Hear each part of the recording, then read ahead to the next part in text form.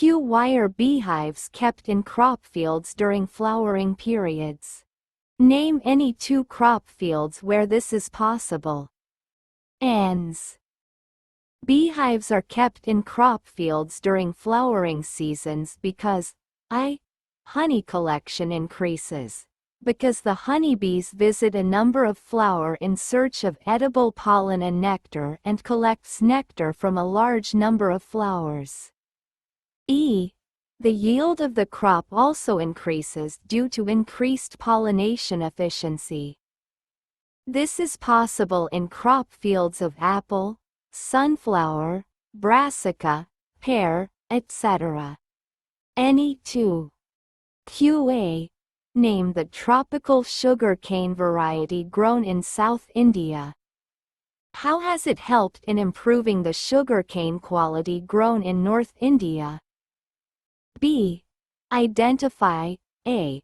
Blonde. See the following table. Ans. Saccharum officinarum is the tropical sugarcane variety grown in South India. It has thicker stems and higher sugar content compared to the sugarcane, Saccharum barberi, grown in North India. These 2 species were successfully crossed to get sugarcane varieties that combine the desirable qualities of the 2 species, i.e. thick stems, high sugar content, high yield and ability to grow in North India. B. A. Aphids. B. Jacids, aphids, fruit borer. C. Okra, bindi. Q. What is biofortification? Write its importance.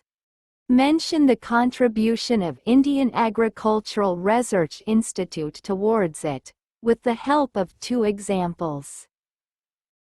Biofortification refers to breeding of crops with improved nutritional quality, i.e. with higher levels of vitamins, minerals, proteins and healthier fats. It is the most practical means to improve public health.